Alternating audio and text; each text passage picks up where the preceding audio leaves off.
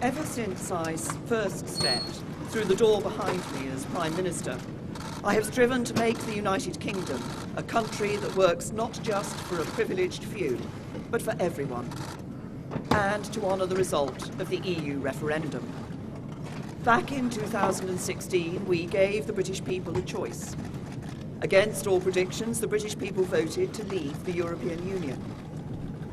I feel as certain today as I did 3 years ago that in a democracy, if you give people a choice, you have a duty to implement what they decide. I have done my best to do that. I negotiated the terms of our exit and a new relationship with our closest neighbours that protects jobs, our security and our union. I have done everything I can to convince MPs to back that deal. Sadly, I have not been able to do so. I tried 3 times. I believe it was right to persevere, even when the odds against success seemed high. But it is now clear to me that it is in the best interests of the country for a new Prime Minister to lead that effort. So I am today announcing that I will resign as leader of the Conservative and Unionist Party on Friday the 7th of June, so that a successor can be chosen. I've agreed with the party chairman and with the chairman of the 1922 committee that the process for electing a new leader should begin in the following week. I have kept Her Majesty the Queen fully informed of my intentions, and I will continue to serve as her Prime Minister until the process has concluded. It is, and will always remain, a matter of deep regret to me that I have not been able to deliver Brexit. It will be for my successor to seek a way forward that honours the result of the referendum. To succeed, he or she will have to find consensus in Parliament where I have not. Such a consensus can only be reached if those on all sides of the debate are willing to compromise. For many years, the great humanitarian Sir Nicholas Winton, who saved the lives of hundreds of children by arranging their evacuation from Nazi-occupied Czechoslovakia through the Kinder transport, was my constituent in Maidenhead.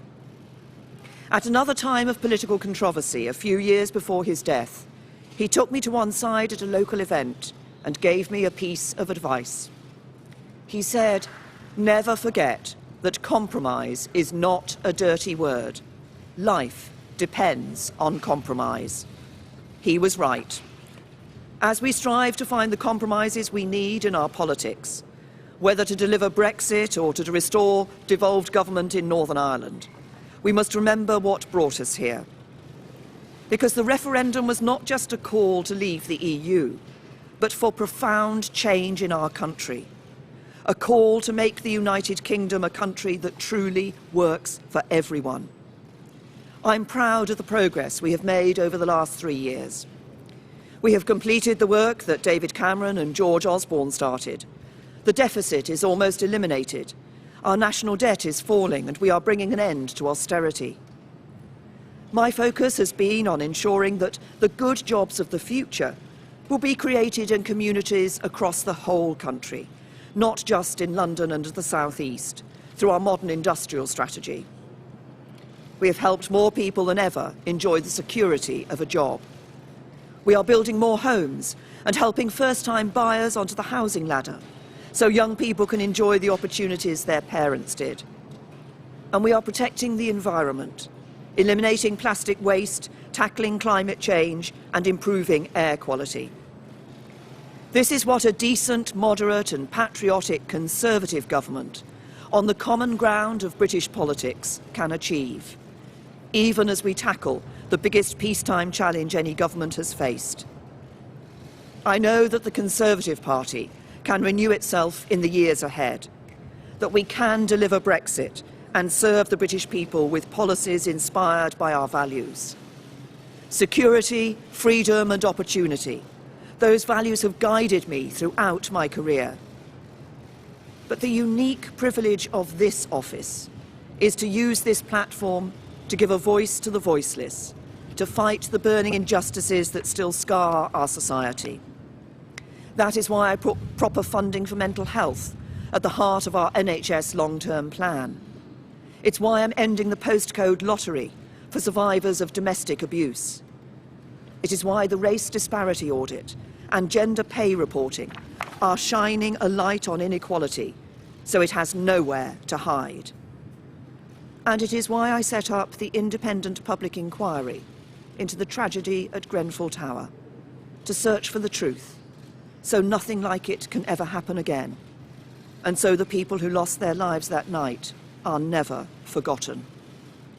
Because this country is a union, not just a family of 4 nations, but a union of people, all of us. Whatever our background, the colour of our skin, or who we love, we stand together, and together we have a great future. Our politics may be under strain, but there is so much that is good about this country, so much to be proud of, so much to be optimistic about. I will shortly leave the job that it has been the honour of my life to hold. The second female Prime Minister, but certainly not the last.